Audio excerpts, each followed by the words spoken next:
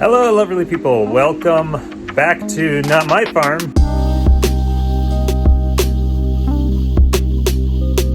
We're here today at my brother Daniel's homestead, his farm. He's planting all sorts of things this year, but the thing that I've come over to see how to do is how to make soil blocks using potting soil or seed starting soil. Anyway, I don't know a whole lot about it, but he's going to teach me because we're going to use a soil block maker this year, start our seeds. Now's the time to do it. And so I'm going to borrow his soil block maker and we're going to learn how to do it before I take off with that. Hey guys, my name is Daniel. This is my shelf. This is what I've done so far.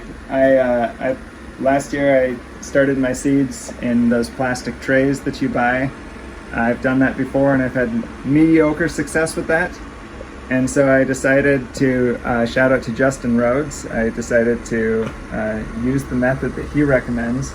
And I've had overall really good success with it. You can see definitely varying levels of quality in the soil blocks. You'll notice the peppers, those soil blocks all look a little bit shorter. They are.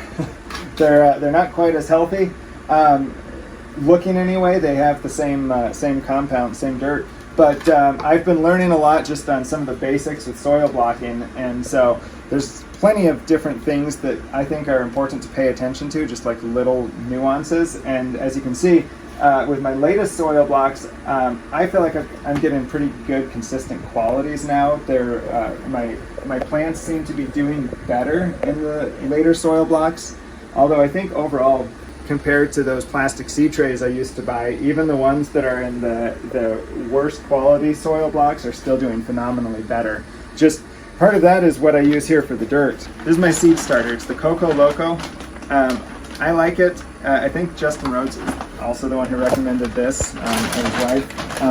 But what I like about this stuff is you can make your own seed starter, but oftentimes you're working with lots of little twigs and sticks that you've got to basically sift through. And I like this because it's got coconut coir in it, and not a lot of little sticks or anything. So as you can see, it's very easy to work with in small capacities. And since we're making a whole bunch of little 2-inch squares, I don't want sticks that are going to cause things to clump up and break apart after they're already formed. And these hold their shape really nicely, even with daily watering. I was really kind of wondering how the edges would erode, and they don't.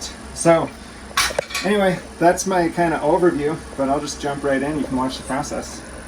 So first of all, we've got our tub here. I forget how big of a tub this is, maybe 13, 14 gallon or something.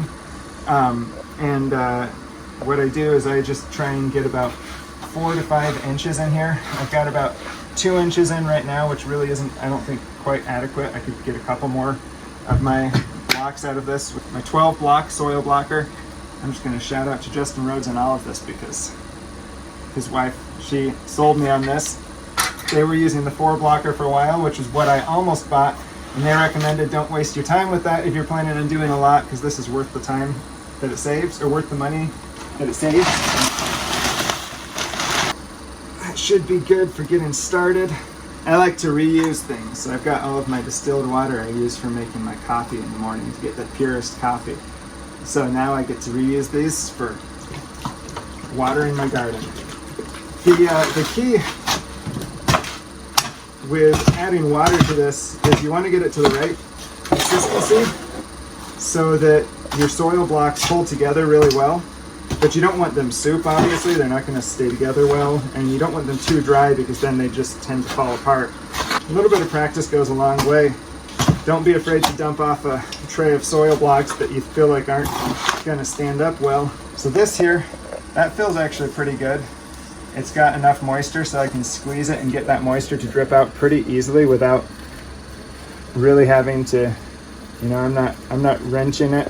What they tell you to watch for is you kind of cup it like that, and then if you squeeze it and water runs between your fingers easily, that's when you know you've got enough water in there. And then, like I said, you don't want soup, so you should be able to scoop down to the bottom, and you don't want any standing water at the bottom.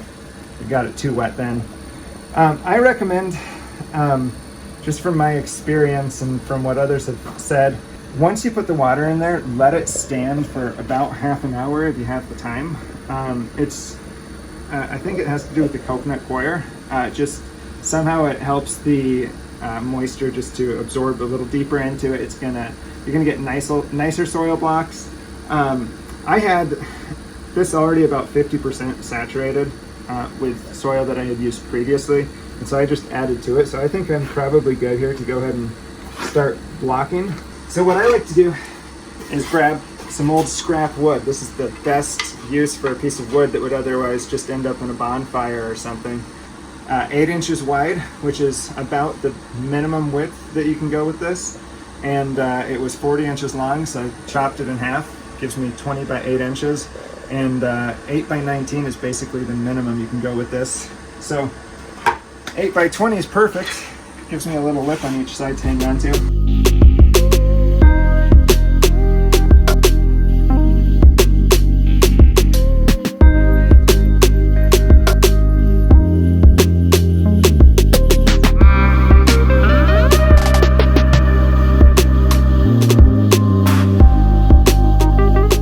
You can see just a really nice tall soil block. They're definitely well shaped, and once they're made, they just hold. These here are 2 weeks old. The tomatoes are 4 weeks old. The peppers are going on 6 weeks.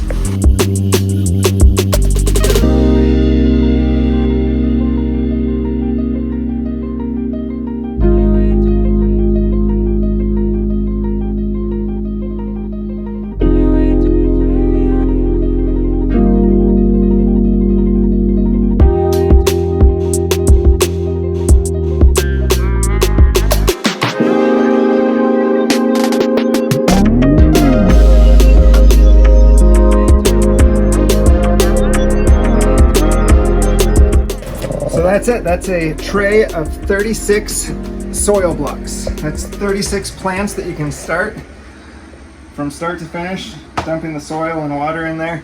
I don't know, maybe 5-10 minutes for one tray, and every tray after that's just a couple more minutes. So it makes it go very, very quick. The results are consistent, which is the most important thing. All right, well, there you have it. Soil block making is just that easy, or he just makes it look easy. I just noticed looking around me, and the best part is the tight space that I'm able to do all this in. I mean, I have junk everywhere, and I'm still able to do this effectively. Here, why do you have a fan blowing on your plants? Yeah, so the fan is just to imitate the wind. Once the plants start coming up a little bit and they're getting ready to be moved into their next phase, which typically means going outside. If they go outside and you just take and stick them right in the ground, you're going to shock and kill the plants. If the temperature differential doesn't get it, the wind is going to get it. And last year I just didn't have a lot of success, so in doing a lot of research, people recommend a fan. Putting the fan on them, what it does is it basically causes a bunch of micro bruising in the stems, and you're building up scar tissue. What doesn't kill you makes you stronger. So we're trying not to kill the plants, so we're doing controlled wind here. And I'll do the wind on and off, so like 4 to 6 hours, depending on how the plants are looking. You can see a lot of these now are laying over on their sides. They're feeling it, and so I don't want to overdo it. That's really good, and then that's going to give them a chance to grow back up towards the sun, or in this case the light, and they're going to have a much thicker stem, a much sturdier stem. So you can look up at the tomatoes here. The tomatoes, they all have really little skinny stems, and I couldn't do anything with the tomatoes without knocking them all down, and they would all lay over. I'd just run my hand over them and they'd all just fall over. So after putting the wind on them for not consecutively, but I think I put the wind on them maybe 3 or 4 times total for about 24 hours, and they are very sturdy. So that's what I'm going for. Sturdy, healthy plants that when I stick them outside, they're going to thrive rather than struggle for the first couple weeks adapting and then hoping that I don't lose any. I want finished in the ground survival rate of about 75 to 80%. And so I've got margins for a little bit more just because this is all experimental right now, but I think I'm gonna get my 75%. So we're gonna do some sort of setup like this. We're gonna be doing the full spectrum LED lights. Yeah, I was reading a little bit about full spectrum and what it does, what all the different types of light do for the plants. And then there's certain plants that are different. Some plants won't germinate unless they they go through a dark period. They actually have to germinate through the dark. But most plants, from what I was reading, need a certain type of light that helps germination, a certain type of light that helps early structural growth, cellular growth. We're going to be setting something up like this at our place. I've got some shelving and I just got the lights today. I don't know if that's going to be a project that we work on when I get back tonight. I got these two little auto plugs there. I just plug my lights into, and they'll just turn the lights off and on. And so I don't have to worry about that. They go off every night at 8 and turn on at 5:30 in the morning. That's There you go. completely up for debate. What's the best? I've heard different things, and I'm trying to mimic something that's similar to the amount of light they're going to get when I first put them out. So again, it's one less area that they're dealing with shock, while also stretching the hours a little bit to maximize growth right now. But I do want to give them time to germinate for those that need to germinate, and I also don't want to give them too much light because then they do more top growth and not enough root growth. So see, I got a leak, but I got it in a bucket, so I'm good.